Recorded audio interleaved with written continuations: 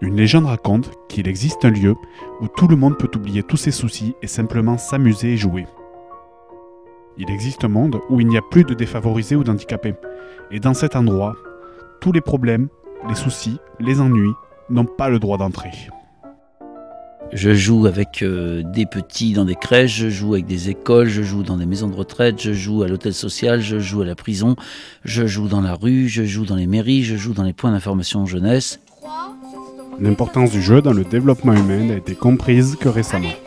Le jeu, que l'on soit enfant ou adulte, handicapé ou en bonne santé, est une part indispensable de notre personne. Sa notion pédagogique chez l'enfant est aujourd'hui incontestable. Mais même chez l'adulte, le jeu apportant règles, motivation ou socialisation est une nouvelle manière de travailler avec certains publics en difficulté.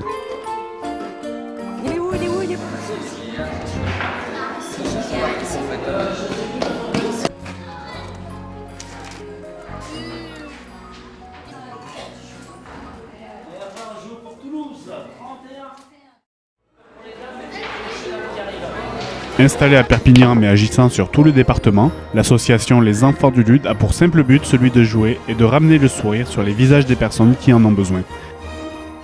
Grâce au jeu, leurs actions permettent d'apaiser les esprits ou de désamorcer les crises. Les activités ne sont pas choisies au hasard, chacune s'inscrit dans une logique pédagogique, le but étant d'apprendre par le jeu.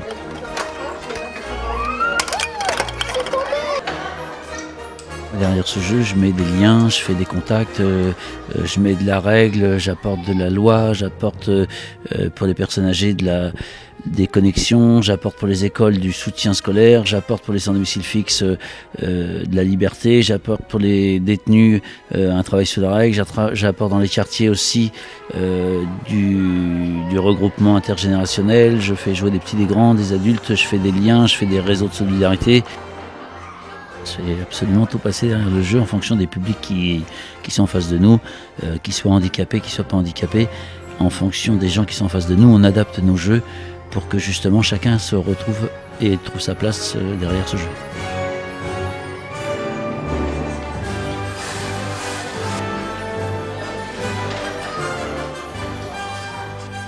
Les enfants du Lude travaillent également dans les quartiers difficiles. Que ce soit avec les jeunes, pour qui le sentiment d'exclusion est très présent, ou avec les sans domicile fixe. L'objectif est d'emmener règles et socialisation pour leur permettre de renouer contact avec la société. On a une espèce de no man's land où tout le monde se retrouve et justement on fait des liens, on fait jouer des gens qui jouent jamais ensemble, qui se rencontrent jamais, et par expérience ces gens, une fois qu'ils ont joué ensemble, le lendemain quand ils se rencontrent, ils se redisent bonjour. C'est un moment où ils peuvent penser à autre chose, faire autre chose, un moment où ils oublient leur situation, où ils oublient voilà, la galère dans laquelle ils sont.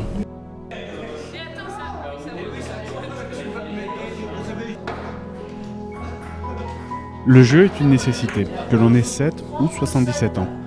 Les enfants du Lude se déplacent aussi dans les maisons de retraite, apportant de la joie et un souffle de vie chez des personnes âgées souvent seules. On joue depuis, je crois, 3 ans dans 2 maisons de retraite. Les personnes âgées nous ont repérés, tant comme des gens qui venaient régulièrement, mais peut-être aussi comme des fois des membres de leur famille. Donc on est plus sur de l'écoute et de la convivialité que sur le jeu en lui-même. Et donc derrière le jeu, ils oublient tout ça et deviennent... c'est tous les souvenirs qui passent par-dessus bord, qui se lâchent comme ça et qui sont un vrai moment de convivialité.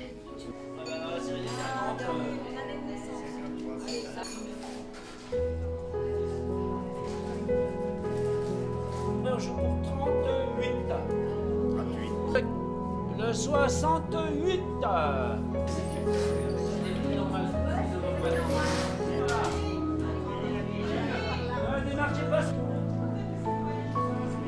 Les personnes handicapées sont souvent sujettes à de graves problèmes de dépression. Par le jeu et le contact humain, la ludothèque devient ainsi un refuge où pour quelques heures ils pourront s'amuser comme n'importe qui et oublier leur handicap.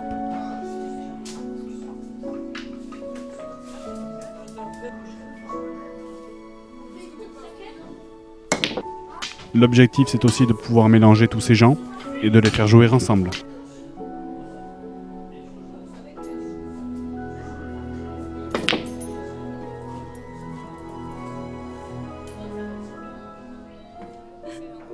le plaisir, le partage, la tolérance, le respect de l'autre, l'acceptation de la différence, tout ça toujours dans une grosse notion de plaisir. Donc c'est une vraie valeur sociale.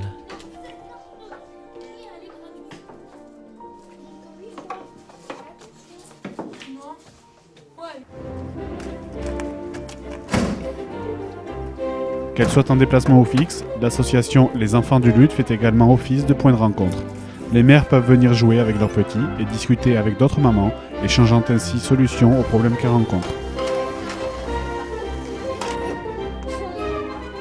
La première fois que je suis venue, c'était un peu pour découvrir, parce que j'avais entendu parler de cette association. Mais c'est vrai que très vite, je me suis rendu compte que la petite est devenue plus autonome, allait plus vers les autres enfants, parce que c'est vrai qu'à son âge, elle n'avait pas beaucoup de contact avec d'autres.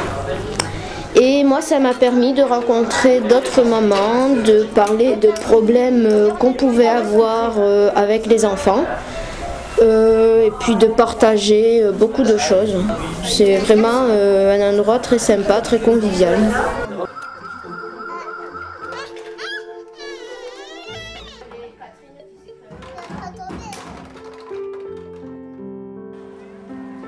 Après le terrible séisme qui ravagea les côtes de l'Asie du Sud-Est en 2004, les enfants du Luth prirent part à la reconstruction dans ce qui s'appelle la deuxième urgence.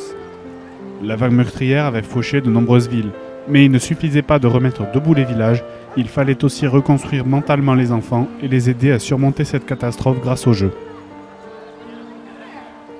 La première urgence, c'est sanitaire, médical, hygiène et logement.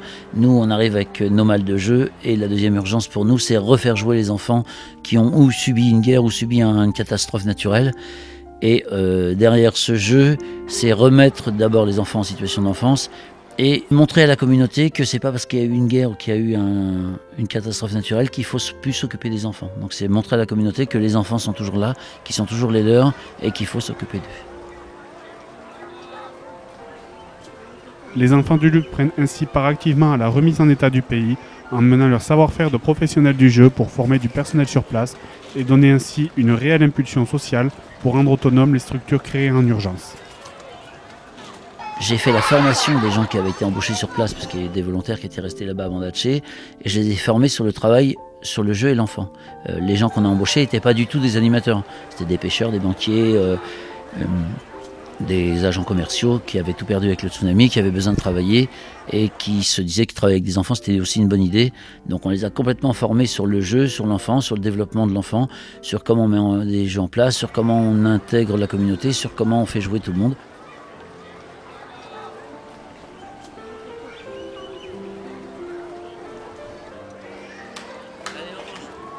Écouter, soutenir, enseigner, parler, rencontrer, apaiser, jouer. Pouvoir continuer à faire exister ce monde où pour quelques heures, tous les problèmes s'envolent, c'est leur mission, c'est leur objectif.